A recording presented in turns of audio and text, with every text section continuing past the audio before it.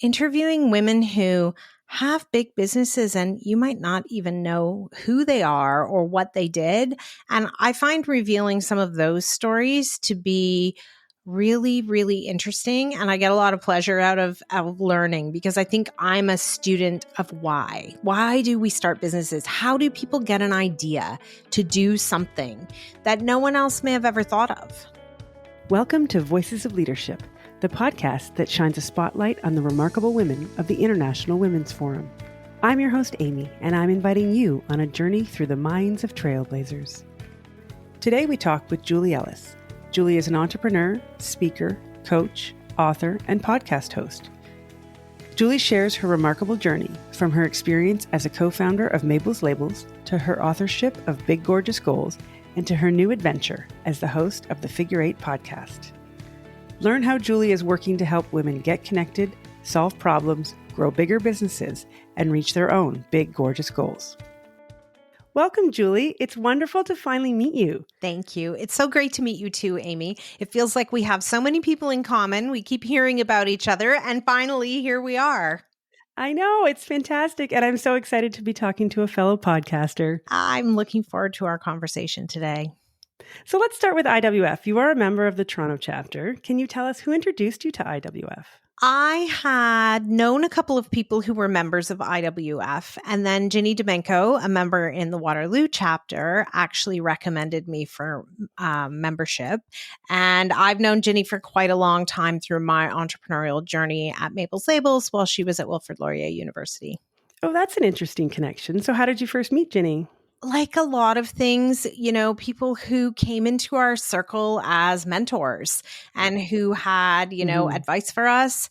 And we kept in touch with a lot of people. I have a lot of people who have been mentors at various points who I'm still in touch with. And I feel really grateful for that. I feel like everybody I talk to says that Ginny is a mentor. I'm not sure how she has time for it all. I'm not either. And, it wasn't like a monthly thing. It probably wasn't even a regular thing, but it was just the, every now and then she'd fly in and give some great advice. And then, we might not see each other again for quite a number of months, but she's just kind of always been in our corner. And I've always stayed in touch with her. I feel the same way. I reach out when in need or have something to talk about, and she's always there. Yeah. So you have a BA in arts from the University of Waterloo, but I think your focus was on dance. Is that correct? It was. So I went to University of Waterloo for dance, and there was a little claim to fame because the University of Waterloo dance program came out of the kinesiology department. And so at one point in time, it was a Bachelor of Science in Dance, which was very unusual. By the time I went, it had morphed into a Bachelor of Arts. And while I was there, the university actually cut the program. So we were among the last classes that went through. So I assume then you did some work with Carousel. I was a student there. Oh, were you? Oh, that's so fun. Yes, because they were in the same studio space that we used during the day. That's right. So Laura and Ruth and yes, all of those lovely people. So I thought that was lovely people. So I see that dance still seems to be a part of your identity though, with some of the programs you offer, Dance Your Way from 7 to 8 figures. Yes. Well, and I think dance is a great metaphor because there's a lot of beauty in it. But there's a lot of sort of underlying strength and discipline that comes with it. And really, I like to take the idea that it doesn't have to be hard. And so if we can feel like we're dancing our way and we have people around us to help us get there, we can do things in a way that doesn't have to be grinded out. I love that metaphor. That's really fantastic. I enjoy that. I could use that sometimes. So let's talk podcasting. You recently started the Figure 8 podcast. So why did you decide to start a podcast? Was it a big, gorgeous goal of yours? It was. And I think, it sprang out of the work that I began with the book in the idea that the stats are bad for women entrepreneurs. 1.9% of venture capital went to women entrepreneurs in 2022. 2023 was not much better. And we are, underrepresented, I think, at the table when it comes to growing bigger businesses. And yet there are women out there in the world with their heads down, growing great businesses. And so I had the idea that in my small corner of the world, if I could shed light on some of the great things women are doing, that other entrepreneurs coming behind would see what was possible and where they might be able to go too. So I'm in conversation with women entrepreneurs who are in the 7 figures of revenue, so 1 to 10 million, or 8 and above, 10 million and above. And, we have conversations about how they came to be an entrepreneur, how they grew their business, what struggles they are currently having or have had in the past, and just really to hear about their story. Well, it's a great listen. I encourage everybody to have a listen. Thank you. Now, can you tell me a little bit, what was the process like from ideation to interviewing your first guest? I knew that I wanted to do a podcast, and I got some really great advice early on in the ideation phase about really narrowing down what I was going to do with it. And I did a lot of research and I got a little bit stuck in it, and finally phoned a friend who has a podcast, and she gave me 30 minutes of her time and said, you got to do this, this, this, and this. Here are the people. Here's the software. I'll introduce you. Go. And once I did that, the podcast came together really quickly and launched within sort of 3 months. Good for you. Wow. Yeah. So that was exciting. And what was it like to talk to your first guest? Oh, it was really fun. I made a list of people that I knew already and started interviewing basically. And so I set it up so that I would do a preliminary call to do a little bit of a question and answer and figure out what the angle was I wanted to talk with them about, what I felt like was unique about them, and just started doing interviews. And some of the women I knew quite well and others a little bit less so, but the interviews all went great. And so we did a 5-episode drop to start off. And then I've been releasing bi-weekly podcasts ever since. And I'm always looking now for referrals.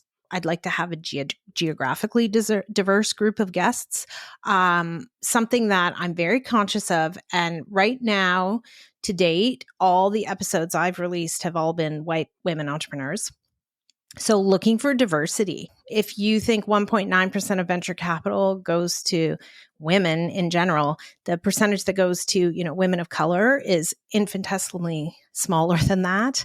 And so it is, something I'm really conscious of and working on and leaning into network to get introductions to people.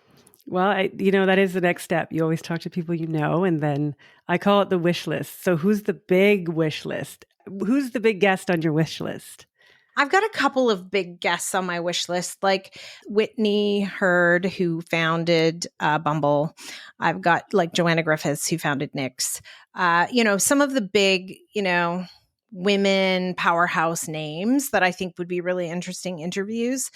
But I think there's something really great in interviewing women who have big businesses and you might not even know who they are or what they did. And I find revealing some of those stories to be really, really interesting. And I get a lot of pleasure out of learning, because I think I'm a student of why. Why do we start businesses? How do people get an idea to do something that no one else may have ever thought of? And so I love to sit and listen to stories about how people came to an idea and how they brought it to life and how they grew it into something that is a force. Well, I can't wait to hear all of the guests in the future. Thank you. So not only are you a podcaster, you are also an author. Your book, Big Gorgeous Goals, How Bold Women Achieve Great Things, is a great read. I really enjoyed it. Oh, thank you. So before we talk about the book, can you tell us a little bit about what was the experience like in writing the book? So I originally wrote a keynote and I went and got some public speaking training, wrote a keynote, started taking it out into the world. And that quickly developed into a workshop. So, you take your 45 minutes and turn it into 90 minutes or 3 hours or a half a day workshop. And even at the workshop length, I felt like I had more to say. I felt like the same questions kept coming up, and the stories I told about my own journey were really resonating with people. And so I was curious about other people's stories and about, how did my story fit to what other people's experiences were? And were the things that I sort of was foundationally believing, did other people also have that experience? And so I went out and spoke with quite a lot of women. 16 of them ended up in the book, and their stories are there about how they've gone and accomplished big, gorgeous goals. And, really it's about systems, people, and processes. And whether you are a really, really big blue sky thinker and ideas type person, or whether you're the person who builds up the systemization and gets things rolling in the way they need to, those three ingredients seem to be common in what people wanted and needed in order to chase their big, gorgeous goals. I enjoyed all the stories. That was a great element of the book. It was enjoyable to read everybody's stories. Now, talking about stories, though, in the book, you write about your own transition out of Maples Labels. Can you talk to us about what that transition felt like, and how did you eventually get the seat cushion off your butt? Well, I think as entrepreneurs, we're wired to climb. We reach one achievement and we say, okay, so on to the next, on to the next. And I certainly saw that in us at Mabel's, where we didn't always want to stop and celebrate those successes. It was more like, okay, but there's more. No, but there's more. And so I wasn't really prepared to sit on the plateau that naturally came after we sold the business. And I ended up leaving after about 6 months, which wasn't really what I thought would happen. I thought I would stay at Mabel's Labels forever. I was a lifer, and suddenly I wasn't. And that plateau was a difficult place to, your mind starts to tell you things like, is the best thing you ever did in the rearview mirror. And, when you're in your 40s and you're like, God, I hope not, but you're not sure. And so the pressure to move forward and not fail and not do things, it's that vision of, what will people say? What will the outside world think of that? As opposed to, what do I really want to do? How do I feel I can make a difference? And what will make me really happy? Those two things were sort of at odds. And I sank into a, kind of a small and scared place where, yes, as I like to joke, I was stuck on my couch and you couldn't go and do anything great with a couch cushion stuck to your butt. So I needed to find a way to allow myself to do some experimenting. So what was the first thing that got you off the couch? I started to land some small sort of coaching and consulting gigs with people. And eventually then I took a role where I ran a company for somebody else. And, he, the owner and founder, co-founder, wanted to step back from his day-to-day role and spend some time with his family. And so I stepped in, and I had all the team was reporting to me. I reported to him, and I took that role on for about 18 months. And what I really learned in that was there was a lot still left for me to do, but I wanted to build something for myself. And that led me back to thinking about how I wanted to be an entrepreneur again. And, that was the theme I realized, after the acquisition, and why I left Mabel's, and then why I ultimately left that second role. The theme for me was I did want to build for myself. And I went then and took courses to become a certified coach. So that was my first sort of step back into building something for myself. Before I wrote the book or before the podcast existed, I love working with teams, and I love figuring out how to sort of get them going, get things humming along and get them working in the right way together, get communication open, get processes and systems built that help to facilitate communication and all of the things that are needed as you're working on scaling something. So I thought that going towards coaching would give me, it was always my management style. And so it seemed like there would be a fit for me. And that it would be, whether it was the ultimate entrepreneurial venture or not, there was going to be a lot of great learning for me in that. Well, I really thought it was important for you to share that story because outwardly, sometimes it can look like you built this fantastic product, you sold it to Avery, and everything must be wonderful on the other side. And the reality is, especially in an unexpected transition, as you mentioned, it's not always the case. It's not doom and gloom, but it's still challenging. And it's good for all the entrepreneurs to hear that, I think. Yeah. Well, and it's interesting because one of my podcast guests talked about adding before you subtract. And I would tell you that I did not add anything before I made a huge subtract after we sold the business. And I think it is why that plateau was more difficult for me than it might have been. So you mentioned coaching. That was your first step. Yes. So how much is coaching now part of what you do since you're doing 12 other things? It's hard to keep them balanced. I will say that, 12 other things. But I love coaching. I learned in the pandemic that I don't only want to do coaching. I did a lot of coaching. It became my full-time job when the pandemic came and the speaking and the workshops kind of stopped. And I learned, because I think I give a lot to my coaching clients. It's a lot of energy out kind of work. And so I need to balance that with things that are fun and give me energy. And that is where the 12 other things, like, it's a good mix for me. I do just need to be careful about, I love to say yes to too many things, like many of us. Yes. I need to be careful about that, and I need to manage my time, and be deliberate about, where am I giving time for free? What am I putting, my time into to build? And then where do I actually get revenue from? And that sort of, and so it's a constant balancing act, but I really enjoy it, and having a lot of fun. Well, that's good. I mean, that's always the end game. If you're doing 12 things, you want them to be fun. Mm-hmm. And that doesn't mean they're awesome all the time. It just means overall that they're fun. Exactly. So let's talk about the book a little bit more. So for those who have yet to read it, everyone should. Can you tell us what a big, gorgeous goal is? It's a goal where you don't have all the ingredients to successfully complete it at your disposal or in your arsenal right now. It's the kind of goal where you probably feel a little or a lot scared, or intimidated by it, or like you couldn't possibly. The imposter comes out a little bit, and you feel like maybe you're not worthy of wanting or desiring that outcome.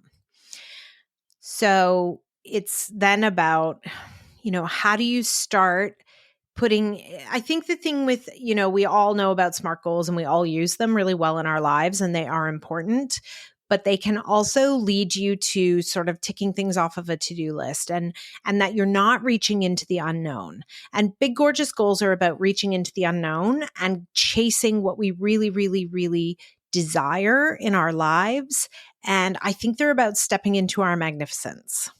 So that was actually going to be my next question is, you talk about to-do list goals and big, gorgeous goals. Mm-hmm. And you just mentioned that there's a big difference between the two. Why is it important to distinguish between the two of them? Because we can feel very accomplished checking boxes on things that aren't actually moving the needle for us. And that's where we get into the, our thinking can get smaller and smaller and smaller, because ultimately I think those to-do list goals are rooted in a little bit of fear. So if we have fear as the base of our goal setting, it's going to keep us in a smaller place than we can grow to if we really chase the things that feel impossible. And I imagine some people must say to you, well, I need a list in order to get to the big, gorgeous goals. So how do I work those two together, or how do I stay on track with the big, gorgeous goal versus the to-do lists? I think both are needed. It's where you start. And so the big, gorgeous goal has to be the big overarching piece. And the small goals are the little building blocks and the steps forward that keep us accountable to moving forward with that big, gorgeous goal. Because it's also really easy to set a big, gorgeous goal and then sort of like dump it like a hot potato at the side of the road, because it feels scary and it feels so uncertain for you to actually be able to do it. So they have a place where they fit together. But I think if we only stay in one side or the other, we actually don't make progress. So both are needed. I like that. That's a good way to understand how to use both of them to help make you successful. Yeah. You also say in the book that world domination is a full-time job, which I love. Can you tell us what you mean by that? Well, that you have to take the time to think about, okay, great. I cleared out my inbox today. How did that actually move me towards the world domination, the big, gorgeous goal that I want to be chasing, that I'm supposed to be going after right now? I mean, none of us can afford to let our emails be a disaster. It's the, currency of today's work. But you also have to not hide behind things like a perfectly clean inbox and a great to-do list and all of the things that are actually really where we're living out our fears about chasing something really big. We revert to whatever it is that we find the most comfortable. And so, it might be something different for you. But it's ultimately keeping us from really, pushing the boundaries of what's comfortable and what we feel like we know. And, that's where you're learning new things and you're trying things out. And I talk a lot in my keynote about the idea of, being a scientist. Put on a lab coat and do some experiments, because experiments are supposed to fail. That is what you are supposed to do as you make your way to success. And I think we get conditioned to, that success has to be big and it has to be immediate. Meanwhile, I mean, Mabel's Labels was a 12-year overnight success, right? You don't just one day wake Yeah. up and Avery Labels calls you and you sell your business. It takes time, but we're so accustomed to seeing the highlight reels of people's lives, the social media posts that are all happy and winning, as opposed to those pieces of how can I go through and do a whole bunch of experiments where I'm going to have failures and I'm going to learn from them and I'm going to pick myself up and I'm going to try it again in a different way. And then I'm going to learn how I'm going to move forward and really make something of this. I like that. I mean, my big pet peeve is we talk a lot about failure's good and everyone should do it, but we never talk about our actual failures or what we learned from them or admit that they even happened. Yes. So you also talk about an inflection point. How does that factor into achieving a big, gorgeous goal? I think we all reach those points where, it's where a lot of resistance starts to come in. And it's often when we're on the cusp of breakthrough and big change.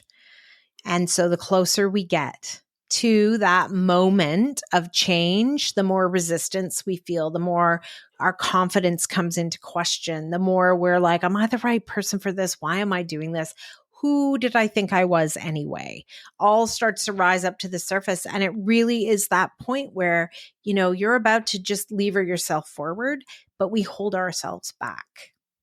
And so when you hit that point where you're like, oh, I don't know. I don't know if this is good. Like, you've got to find a way. Like, what are your ways to push through that?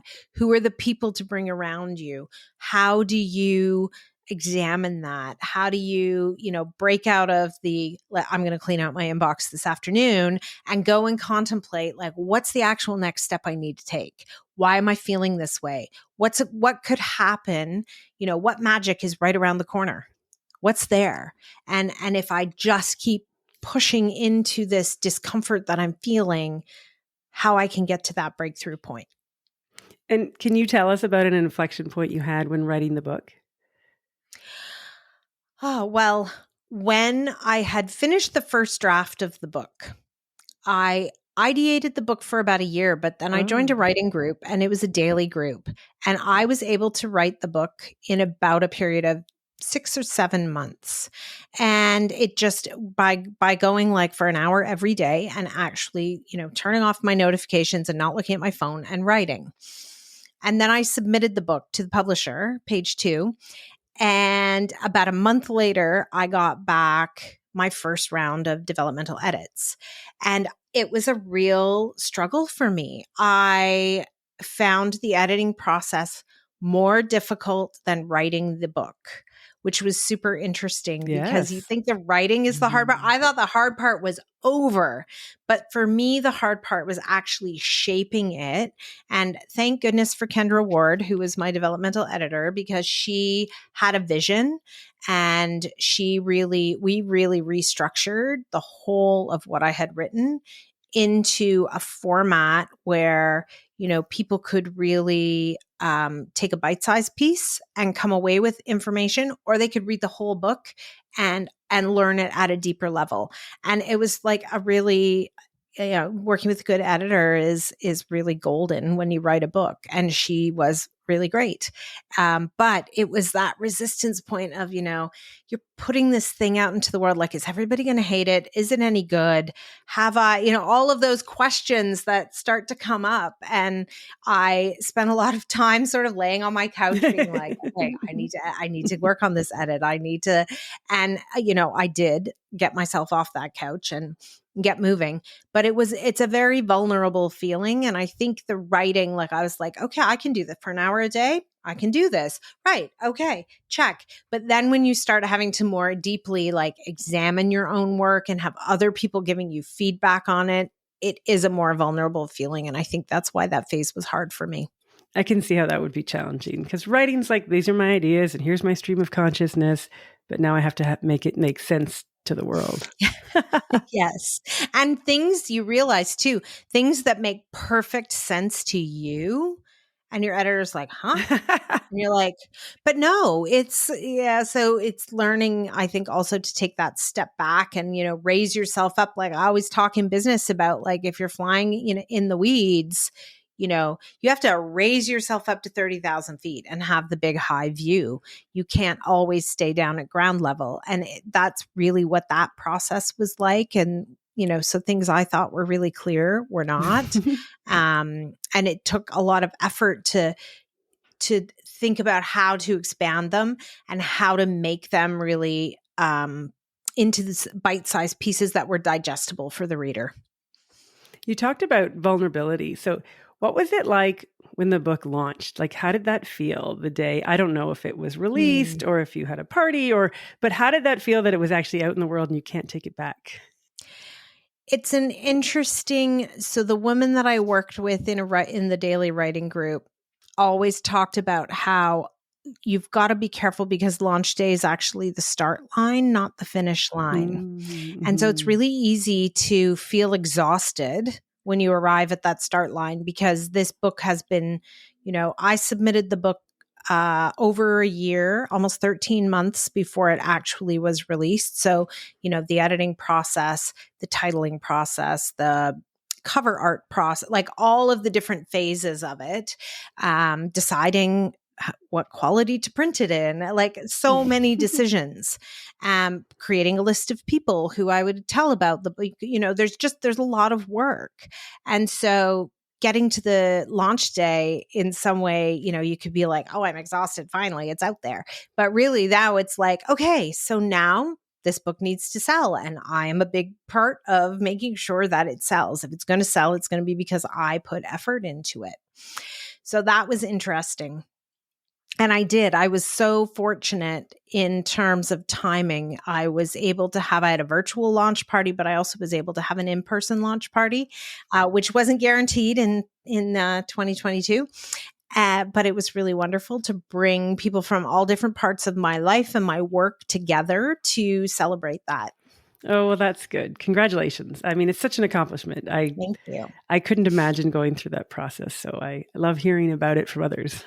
Yeah, it was really great. It was a great process. And now the book's about to turn 2, and I'm still working on, making book sales, talking about the book.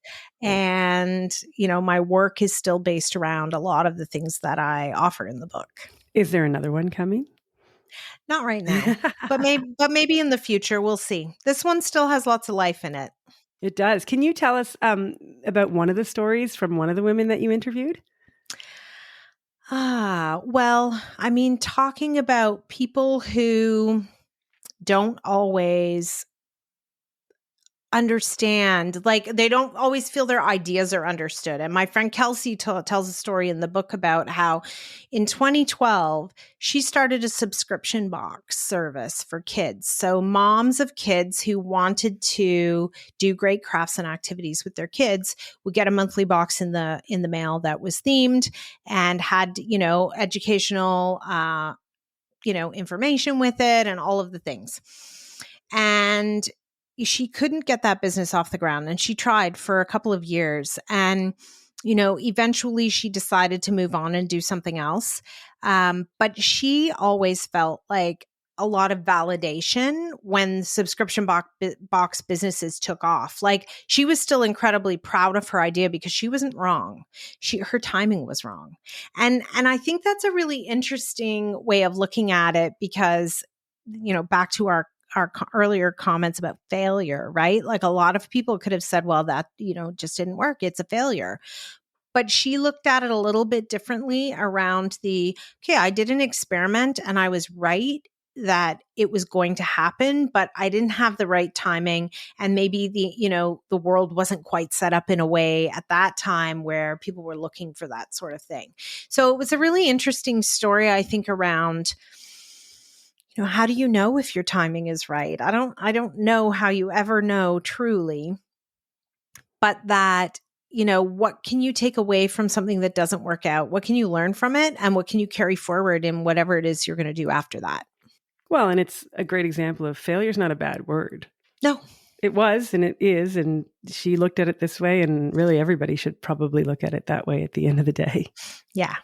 Yeah. It was I think, a really interesting view that I hadn't considered before when we talked about that. So let's talk a little bit about scaling your business, because that's the theme of the podcast. And that is, I assume, what your coaching is often focused on. Yes. Yeah. So do you apply some of the things you coach people to what you're doing with regard to scaling?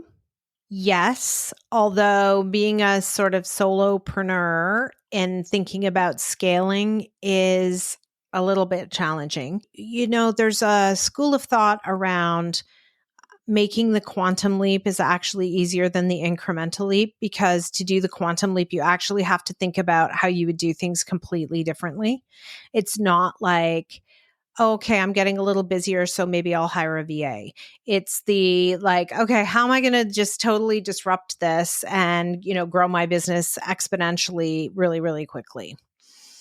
So I think there's something in that, when I think about myself, and then when I think about other people scaling and lessons I can take from that. I mean, scaling is really about learning how to do things over and over and over again with a high degree of skill, which some entrepreneurs find hard because they want to move on to the next thing. They don't want to do the same thing over and over again. That's a good definition of it. I like that. Yeah. And so it's figuring out what are the underlying processes and systems and people that help you to do those things reliably over and over again. Well, you said something interesting about being a solopreneur, which many people are, or a very small business. They can scale, but it's probably a different process than perhaps a more established business. Is that correct? I would say a little bit, yes. I think you can scale, yes. But it is about, well, yeah, what do you want? What do you want, I think, is always at the heart of, when you're a solopreneur, you have more control over that. Whereas once you're putting a team together and you're growing a business and you have those bigger obligations, it looks a little bit different for sure. Yeah. Also, what advice do you have for entrepreneurs who are at a tipping point and they're getting ready to scale their business? It'll feel scary. It'll feel like you don't know what you're doing. Every single day, you'll wake up and feel like you don't know what you're doing. And I would actually tell you that when it gets to feeling like you know what you're doing, you're probably at another tipping point. I always felt that way, and I still do. It's like when I feel like I have it all together and it's humming along and everything's going great, then something's coming. And it's an inflection point about something. So you're tipping over into the next level of growth. You're tipping over to where processes that you built don't serve you anymore. Everything's breaking. Communication isn't good.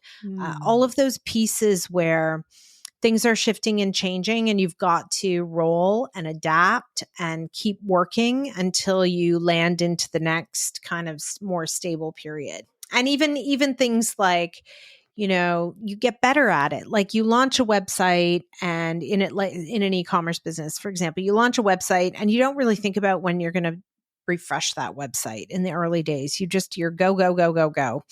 And suddenly you realize your website kind of doesn't do what you need it to do anymore and you need to build another one. Mm-hmm. Well, eventually you start to say, we just built another one. So in 2 years, we're going to make a calendar reminder where we're going to sit down and evaluate how much longer this website's going to last us and what the process to the website after that looks like. But in the early days, you don't think about that. And so it feels like things are breaking down around you. And, all of a sudden you're like, wow, like, oh, we should have replaced that 6 months ago. That software doesn't do what we need anymore. There's too many people in the company now, and we're not getting the right people to the table for communication at meetings.